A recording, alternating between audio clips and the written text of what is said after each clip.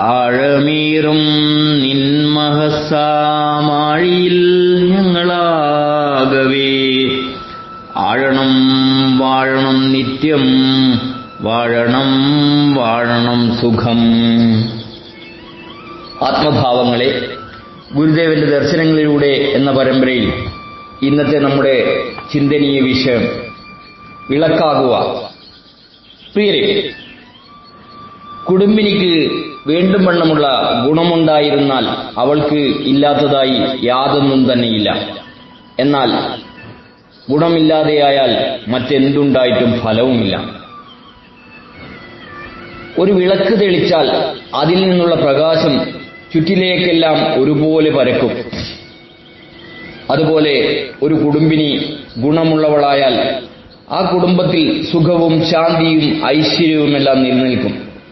എത്ര പേരുണ്ടായാലും അവർക്കിടയിൽ പ്രായഭേദവും ചിന്താഭേദവും എത്ര തന്നെ ഉണ്ടായിരുന്നാലും അവരെയെല്ലാം കൂട്ടിയിണക്കുന്നതായ ഒരു ഗൃഹാന്തരീക്ഷം അവിടെ ഉണ്ടായിരിക്കും. പരിചരണവും പരിപാലനവും സ്വാതന്ത്ര്യവും ഒക്കെ കൂടി ആരും ആരിൽ നിന്നും അന്യമല്ലാത്ത ഒരു ഗൃഹവികാരം കുടുംബിനിയുടെ ഗുണധർമ്മത്തിന്റെ ഫലമായി അവിടെങ്ങും പ്രസരിക്കും. വേണ്ടതെല്ലാം വേണ്ടും വണ്ണം അറിഞ്ഞു ചെയ്യുന്ന അവൾക്ക് എല്ലാ ശ്രേയസ്സും സ്വയമേവ വന്നനുഭവിക്കുന്നതാണ്. അവൾ എവിടെയിരുന്നാലും ഒരു വിളക്ക് പോലെ കുടുംബത്തിലെങ്ങും തന്റെ ധർമ്മം നിറവേറ്റിക്കൊണ്ടിരിക്കുന്നു. എന്നാൽ ഒരു കുടുംബിനി അവളുടെ ധർമ്മം പാലിക്കാതെയിരുന്നാൽ അവൾ ഒരു വഴിക്കും കുടുംബം മറ്റൊരു വഴിക്കും ആയി പിരിയും. അസൂയാലുക്കളെപ്പോലെ ക്ഷോഭിക്കുന്നവരുടെ പോലെ അവളെപ്പോഴും അശാന്തയും അസംതൃപ്തയുമായിരിക്കും. ഒരു വൈദ്യനെപ്പോലെ എല്ലാ കുടുംബാംഗങ്ങളെയും ഒരുപോലെ ശുശ്രൂഷിക്കേണ്ടവളാണ് കുടുംബിനി. അവൾ സ്വന്തം ധർമ്മം വിസ്മരിച്ചാൽ പുറമേ എന്തെല്ലാം അവകാശപ്പെടാനുണ്ടായാലും യാതൊന്നുമില്ലാത്തവളെപ്പോലെയായിത്തീരും. എല്ലാ ബന്ധങ്ങളും അവൾക്ക് ബന്ധനങ്ങളായിരിക്കും.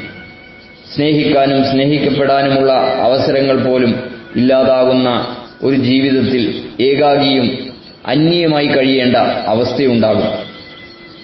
അതിനിടവരുത്താതെ കുടുംബത്തിനു വേണ്ടി വിനീതയായും വിവേകിയായും പരിചാരികയായും എല്ലാവരെയും ഉൾക്കൊണ്ടും ഉൾക്കൊള്ളിച്ചും സ്നേഹമയ്യായി ഓരോ ഗൃഹനായികയും വർത്തിക്കണം.